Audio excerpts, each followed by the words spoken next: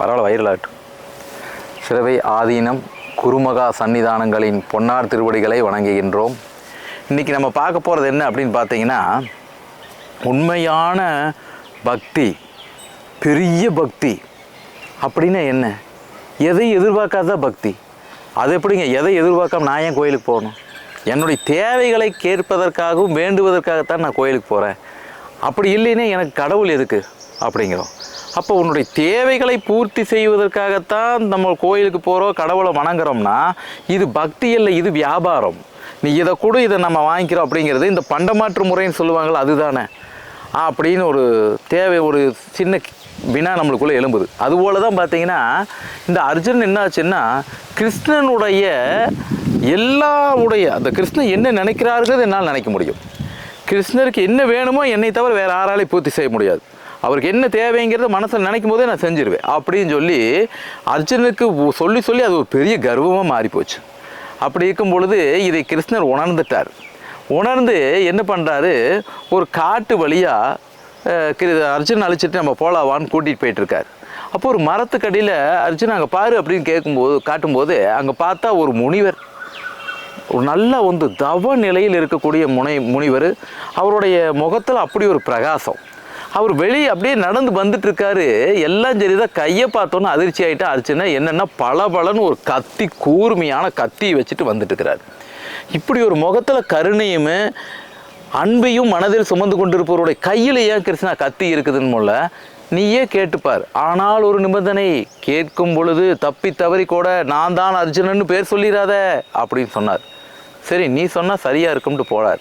அர்ஜுன் போய் கேட்குறாரு, ஐயா இப்படி ஒரு தவ முனிவர் நீங்கள், உங்கள் கையில் எதுக்கு இப்படி ஒரு கத்தி அப்படின்னோடனே அவர் பார்த்துட்டு சொல்கிறாரு, வேற ஒன்றும் இல்லைப்பா, கிருஷ்ண பரமாத்மா உனக்கு தெரியுமா அப்படின்னோன்னா அர்ஜுனுடைய முகத்தில் ஒரு பொலிவு. எனக்கு தெரியாதா அப்படின்னு. ஆனாலும் சொல்லக்கூடாது இல்லையா, தெரியுங்க சாமி. அவரை ஒரு 5 பேர் துன்புறுத்திகிட்டே இருக்காங்க, அவங்கள கொல்லணும், அதுக்கு தான் இந்த கத்தினா. அர்ஜுனுக்கு அப்படியே கொஞ்சம் தூக்கி வாரி போட்டது. யார் அப்படின்னு கேட்டான் பயந்துட்டே. ஒன்று அர்ஜுனன், அந்த அர்ஜுனன் கொன்னே ஆகணும் நான் அப்படின்னாரு. அர்ஜுனுக்கு அப்படியே கொஞ்சம் பயம் மனசுக்குள்ளே இருந்தாலும் காட்டிக்காமல் ஏன் அப்படின்னு கேட்டார். இந்த அர்ஜுனன் தனக்கு அவ்வளோ பெரிய ஒரு மகானாக விளங்கக்கூடிய ஒரு என்னுடைய இறைவனான கிருஷ்ணனை ஒரு தேரோட்டி போல் வச்சுட்டு இருக்கான். அவருக்கு தேரோட்டக்கூடிய ஒரு வேலையில் வச்சதும் இல்லாமல் எதுக்கு எடுத்தாலும் போருக்கு போனாலும் எங்கே போனாலும் என்னுடைய கிருஷ்ணனை தேரோட்ட வைத்து கொண்டு இருக்கிறான். அவனுக்கு எவ்வளோ தைரியம் இருக்குது, அதனால் நான் அர்ஜுனனை கொல்லணும் அப்படின்னா. சரி, கொன்றலாம். ரெண்டாவது, நான் திரௌபதி எப்போது துன்பம் வந்தாலும் எந்த இடையூறு வந்தாலும் உடனே கிருஷ்ணாவாங்கிறது, கிருஷ்ணனை தொந்தரவு பண்ணிகிட்டே இருக்காப்புல, அதனால் திரௌபதி கொல்லணும் அப்படின்னாப்புல. அடுத்தது தும்புருவர், அவர் அப்படித்தான், கிருஷ்ணனை வணங்க வேண்டியது, கிருஷ்ணாவா காட்சி கொடுன்னு கூப்பிட வேண்டியது, கிருஷ்ணனை தொந்தரவு பண்ணிகிட்டே இருக்க வேண்டியது. கிருஷ்ணருக்கு ஓய்வு வேண்டாமா, அவரை கொல்லணும். அடுத்தது பார்த்திங்கன்னா துர்வாசகரையும் நாரதரையும் கொல்ல வேண்டும்.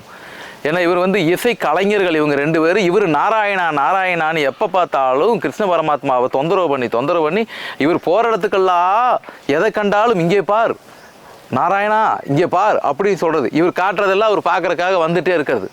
ஒரு கொஞ்ச நேரம் அந்த பரமாத்மா ஓய்வு எடுக்க வேண்டும். இந்த உலகத்தை காத்துக்கொண்டே இருக்கக்கூடியவனுக்கு சிறிது ஓய்வு வேண்டாமா? இந்த 5 பேர் அவர் ஓய்வு எடுக்க விட மாட்டாங்க. இந்த 5 பேரை கொல்ற வரைக்கும் என் கையில் கத்தி இருக்குன்னு சொன்னார். ஆனால் நீங்கள் எதை எதிர்பார்க்கிறீர்கள் அப்படின்னு அவர்கிட்ட கேட்குறப்ப, எனக்கு எதுவும் வேண்டாம், பரமாத்மா ஓய்வு எடுக்கணும், இறைவன் நிம்மதியாக கொஞ்ச நேரமாவது உறங்க வேண்டும், அதுதான் என்னுடைய ஆசைனா. அப்போ தான் அர்ஜுனுக்கு தோணுது, உண்மையான பக்தி என்பது எதிர்பார்ப்பதல்ல, நம்மிடம் இருப்பதை கொண்டு போய் எதையும் எதிர்பார்ப்பாமல் கொடுக்கறது தான் உண்மையான பக்தி. எந்த அளவுக்கு பக்தி இருந்தால் அர்ஜுனை கொல்ல வேண்டும் என்று அந்த முனிவர் எண்ணி இருப்பார். இதை கண்டோன்னா அர்ஜுனனுடைய தலகணம் மொத்தம் அழிஞ்சு கிருஷ்ணனுடைய காலில் விழுந்தாராம். பக்தி என்பது எதிர்பார்ப்பதல்ல, நாம் எதை கொடுக்கிறோம் என்பதை பொறுத்தே. நன்றி, வணக்கம்.